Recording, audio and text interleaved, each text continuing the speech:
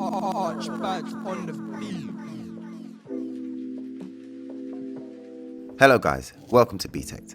I'm David, and today I've got a photo and video comparison for you between the Huawei Mate 20 Pro and the Samsung Galaxy Note 9. But specifically, I want to get to the bottom of the issues that I'm having with the super slow motion function on the new Huawei flagship. For those returning subscribers, I want to say a big thank you for your continuing support. It means a lot to me, and if you're new to BTech, it'd be great if you could hit the subscribe button, double click the notification bell, and smash the like button for me. If you watched my full and detailed camera review about the Matrix camera system that graces the back of the Mate 20 Pro, then you'll know that there's something up with the super slow motion. You see, all the other manufacturers who achieve this in their handsets also tell you how it's done. Samsung say that the sensor is equipped with its own DRAM, as do Sony, who pretty much invented the system and have had it on their RX100 series of compact cameras for years now. But Huawei have no mention of how they record video at this incredible frame rate. But first, let's compare the normal video performance. On the left, I've got the Huawei Mate 20 Pro, and on the right will be the Note 9. We have very good stabilizers on both phones, but the Mate 20 Pro does seem to keep it more steady. The stabilizer on the Mate 20 Pro works really well during the day, but for some reason in low light it produces a very strange jelly type effect. Go and check out my full detailed camera review for more details on that. As we move closer to these flowers, we can notice quite a strong green tint with the Samsung and much warmer colours with the Huawei. Close up, and I like the picture from the Samsung better here. The flowers seem more defined and the blur is more graduated than the Mate 20 Pro. This is a bit of a surprise to me, as the Mate 20 Pro is using that Leica glass. However, it does seem to be able to hold focus slightly better. Here, I wanted to test the autofocus. I expected the Note 9 to be much slower to refocus on the background and then back on the tree, because it's shooting at 60 frames per second, and the Huawei can only manage 30. But I don't notice any difference in the speed. If anything, it might be a tad quicker. It's very close, and very impressive from the Samsung. I find it strange that the Huawei can't shoot at 60 frames per second, because I'm sure the processor is capable of it. Before we go on, let me just say a big thank you to our sponsors Direct Mobiles for supporting us here at BTech. They have a great selection of phones and over 23 years of award-winning customer service. Check them out, the link is in the video description below, or search directmobiles.co.uk. For the photos, the Note 9 has Samsung's dual 12 megapixel camera system with variable aperture technology. One of the lenses here is able to switch between an f1.5 aperture and stop down to an f2.4. Now that may seem like a gimmick to some people, but it's not.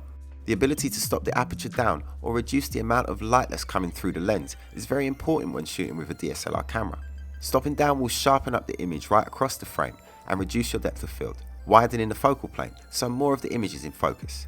This is useful for when you're shooting landscapes because you want the whole of the image to be sharp. But when shooting portraits, you want your subject to be sharp whilst defocusing the rest of the image. Opening up the aperture will soften the image overall and give you a narrower focal plane, allowing you to keep your subject in focus whilst blurring out the rest of the image. The faster the lens or lower the f number, then the more shallow the focal plane is and the more blurry the background becomes. This and Samsung's S9 series are one of the only mainstream smartphones at the moment that has this movable aperture, and I hope that is something that Samsung continue to develop in the future. I'm looking forward to the first smartphone with a fully workable aperture. I highly rate the Mate 20 Pro for taking pictures. Its Matrix triple camera system of a 20 megapixel ultra wide, 40 megapixel normal and 8 megapixel telephoto is like carrying around a complete photography kit bag. It is the most versatile system at the moment, with a huge zoom range, excellent stabilization and quality Leica optics. Again, the Note 9's bokeh seems to have smoother graduation between the sharp and the blurry parts of the picture. You can see that in this rather mean looking rocking horse. Portrait shots seem to be more accurate with the Note 9. I've yet to come across a smartphone that can perfectly separate a difficult foreground subject, such as this flower. The Note 9 does a good job, but it does erase some of the stems. The Huawei seems to have got a bit more confused and partially erased the main stem, resulting in a weird looking picture.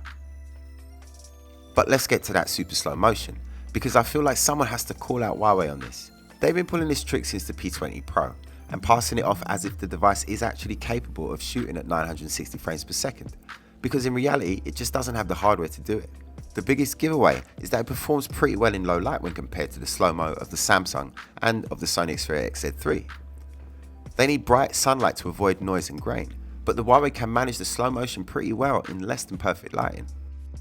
The other giveaway is that the Huawei does not offer a continuous recording with the 960 frames per second burst in between, whereas the Note 9 and the XZ3 do allow you to do that. The Huawei only offers a one-time quick burst recording, and then it will take a few seconds after that to process it, which is when it's doing its software calculations. I spotted something was up with the super slow motion right from the first time I used it on the P20 Pro, and it's because I've used similar software when making videos before. This footage I shot on my Panasonic GH4 a few years ago, and used a software called Twixtor to slow it down to 2000 frames per second. If the motion in the scene is predictable, then the software works really well, and it's the same for the Mate 20 Pro. But if something unexpected happens in the scene, then the software can struggle. I really hope Huawei can add the hardware to actually achieve this in the P30. The Mate 20 Pro is still a great smartphone camera, and I guess that one upside is at least you can use the super slow motion in low light, even if it is just simulated. So that's it from me. I hope you enjoyed my little camera comparison with the Mate 20 Pro and the Note 9. I've got more reviews and comparisons on the way, so make sure you got notifications turned on so you don't miss out. I'm David Wildman, and this was BTech.